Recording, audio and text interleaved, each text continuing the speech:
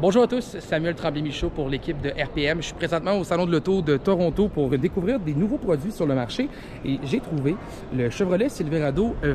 Bon, vous connaissez déjà le véhicule, c'est pas la première fois qu'on vous en parle.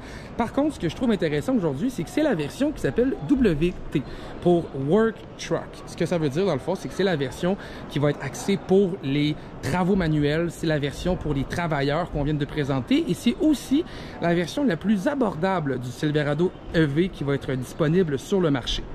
C'est une version qui va arriver dans sa version de base autour de 56 000 $ canadiens, n'incluant pas les frais de préparation, les frais de concessionnaire et compagnie. Donc là, on est vraiment dans le prix du manufacturier. J'ai pas encore les détails au niveau des autres prix qu'on pourrait avoir. Ce qu'on m'a confirmé par contre, c'est que le Chevrolet Silverado WT va arriver sur le marché prochainement. À vrai dire, il est en construction actuellement pour les flottes commerciales pour 2024. Ce véhicule-là va être aussi disponible pour les particuliers, mais dès 2025. Par contre, ce qu'on m'a confirmé aujourd'hui, c'est que la production qui est déjà en cours actuellement va aussi comprendre les particuliers cette année. Donc, en 2024, on va produire des modèles 2025 et les particuliers pourront eux aussi mettre la main sur la version de travail du Silverado EV Work Truck, la version WT. C'est une version qui ressemble beaucoup à son véhicule un petit peu plus luxueux qu'on a déjà vu, le RST, qui est juste ici, là, donc vous pouvez voir qui est beaucoup plus luxueux. On met des plus grosses roues, c'est un véhicule qui est à 122 000 $, donc clairement on est dans une autre gamme de prix.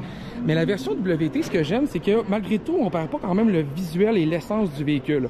Ça reste un produit qui est assez bien équipé et qui devrait répondre à plusieurs amateurs de camionnettes électriques qui sont en quête d'un nouveau véhicule. On va avoir une performance aussi qui risque d'être assez surprenante. On a 515 chevaux et 600 livres-pieds de couple qui sont entendus à bord du véhicule. Et comme vous pouvez voir, l'intérieur, malgré qu'on est dans un véhicule de travail, reste plutôt commode. On a un écran ici d'infodivertissement qui est assez volumineux. J'ai pas encore les chiffres au niveau de la grandeur, mais on a un écran d'infodivertissement qui est intéressant. Plusieurs commandes également qui sont disponibles. Une instrumentation numérique également et de l'espace suffisamment à l'intérieur pour accommoder pas mal tous les gabarits de personnes, je vous dirais. À l'arrière aussi, on va retrouver le côté un petit peu plus pratique, donc la banquette qui peut se lever pour ranger du matériel en dessous. Et on voit qu'on est plus dans une version un peu moins cossue, mais surtout orientée pour les gens qui veulent travailler. On va avoir une capacité de remorquage allant jusqu'à 10 000 livres selon les options de remorquage qu'on va avoir choisies.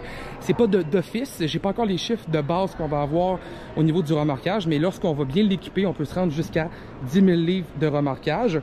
C'est aussi un véhicule qui va être disponible, comme je disais un petit peu plus tôt, dès 2024 en édition 2025 pour le public. Donc, il va falloir faire des réservations, bien sûr, pour avoir accès à ce produit-là. Ce qu'on m'a confirmé, c'est que présentement, dans l'année 2024, on va en produire autour de 4 à 5 000 éditions, ce qui va être partagé entre les commerces et les particuliers. Donc, on devrait avoir un mix entre les modèles 2024 et les modèles 2025.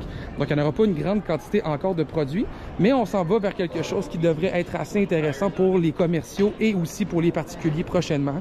Donc, pour ceux qui sont en attente du Chevrolet Silverado EV WT, qui est la version d'entrée de gamme, mais la voici. On nous a aussi confirmé l'estimation au niveau du kilométrage qu'on pourrait avoir avec une batterie pleinement chargée. On parle de 724 km selon GM. Il va falloir attendre d'avoir la norme EPA avant de certifier quoi que ce soit à ce niveau-là. Mais GM s'avance en disant que théoriquement, ces véhicules, avec la plateforme lithium qu'il utilise pour construire le véhicule autour, cette plateforme-là serait supposée de faire moins diminuer, en hiver surtout, la quantité de kilométrage qu'on va pouvoir faire avec l'autonomie. Donc théoriquement, en hiver, on devrait garder une bonne autonomie.